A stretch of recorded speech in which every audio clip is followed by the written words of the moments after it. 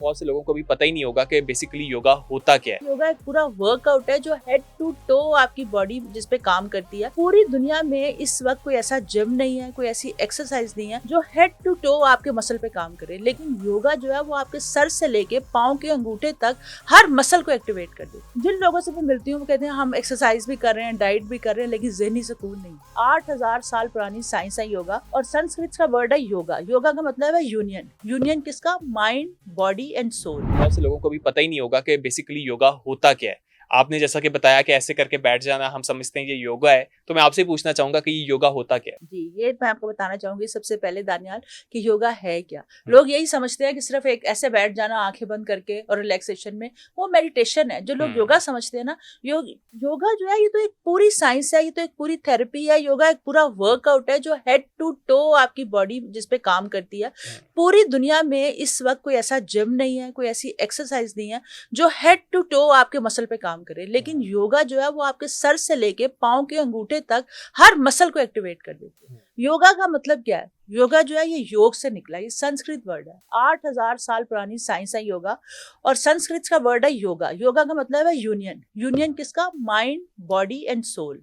इसमें हमारी बॉडी की जितनी लेयर्स है ना, हमारी एक एनर्जी की लेयर है, एक मेंटल लेयर है और एक फिजिकल लेयर है। 3 लेयर्स है हमारी बॉडी की। हम जो भी एक्सरसाइज करते हैं वो सिर्फ फिजिकली करते हैं। आप जिम में चले जाएं, आप पार्क में चले जाएं, आप वॉक कर लें, आप रनिंग कर लें, आपने अपने ब्रेन को कभी एंगेज नहीं किया उसमें, ना ही अपनी आपने स्पिरिचुअल बॉडी को उसमें कभी इन्वॉल्व किया। लेकिन योगा जो है ये आपकी 3 लेयर्स पे। अब आप ये देखें कि एक हिस्सा है, उसके 3 पार्ट हैं किसी भी चीज के। उसके एक पार्ट पे आप काम कर रहे हैं, 2 को छोड़ देते हैं, वीक कर देते हैं, तो ऑब्वियसली बीमारियां आएंगी, ऑब्वियसली वो चीज कमजोर हो जाएगी। एक प्लांट हो या कोई भी चीज हो, एक जानदार जिसकी 3 लेयर्स हैं, 2 लेयर्स को आप छोड़ देते हैं और एक लेयर पे काम करते हैं, तो जाहिर सी बात है बीमारियां भी आएंगी, एंजाइटी भी आएगी, डिप्रेशन भी आएगा, आपका मूड भी।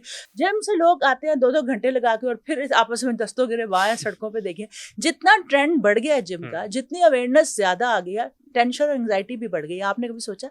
ये भी वैसे बात तो आप ठीक कह रही हैं। जब ये नहीं थी, आज से 20 साल पीछे चले जाएं, तो लोगों को इतनी अवेयरनेस नहीं थी जिम की। इतनी लेडीज जो थी, वो मर्द शायद बाहर जाते हो, वॉक करने जाते हो, लेकिन जिम का ट्रेंड इतना नहीं था। लेकिन अब जितनी अवेयरनेस, जितनी हेल्थ के बारे में लोगों को अवेयरनेस आ गई है, जितनी जिम के बारे में, उतनी एंजाइटी, डिप्रेशन, जिसको देखें एंटी डिप्रेशन ले रहा है। अच्छा, बहुत से लोग कहते हैं कि हम जिम इसलिए जाते हैं ताकि हम डिप्रेस ना हो, हमारा जो अंदर से हमें अच्छी पॉजिटिविटी आए और वो सब चीजें आए। लेकिन ऐसा है नहीं ना। आप ये देखिए कि हाथों पे बैंड पहने हुए हैं और बस रनिंग कर रहे हैं और भाग रहे हैं और जंप कर रहे हैं, और ब्रेन आपने एंगेज तो किया नहीं। उस तरह से आपने रिलैक्सेशन मोड में तो अपनी बॉडी को लेके नहीं आए। अपने अंदर तो आपने झांका नहीं, अपने अंदर तो आपने देखा नहीं, और अब बस बाहर के अफरा तफरी में लगे हुए हैं। तो फिर इसलिए एंजाइटी, डिप्रेशन ज्यादा बढ़ता जा रहा है। इसीलिए हॉस्पिटल्स भरते जा रहे हैं। एक डॉक्टर, हम 100 पेशेंट्स के लिए भी मेरा ख्याल एक बेड भी इस वक्त हमारे पास मौजूद नहीं है। इतने ज्यादा हालात खराब हो चुके हैं, बीमारियां इस कदर बढ़ चुकी हैं। मेरे पास जितने भी लोग, मेरी अल्हम्दुलिल्लाह क्लासेस होती हैं, मैं दिन में 4 क्लासेस देती हूँ। डेली मेरा हजारों लोगों से वास्ता पड़ता है, फिर चैनल्स पे जाना होता है,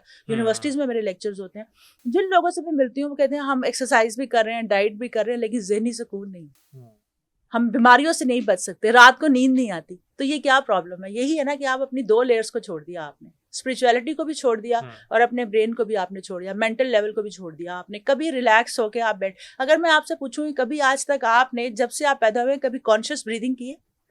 कभी इस तरह से बैठ जाएं और कहें कि मैंने आज अपनी सांस को सुनना है कि मैं किस तरह से सांस ले रहा हूँ, किस तरह से सांस बाहर निकाल रहा हूँ, तो ये हो नहीं सकता। कभी मैंने जब जितने भी लोगों से मैंने पूछा, किसी को भी नहीं पता कि कॉन्शियस ब्रीदिंग क्या है। तो आज आपको माइंड में हर वक्त कुछ ना कुछ चल ही रहा है। बिल्कुल।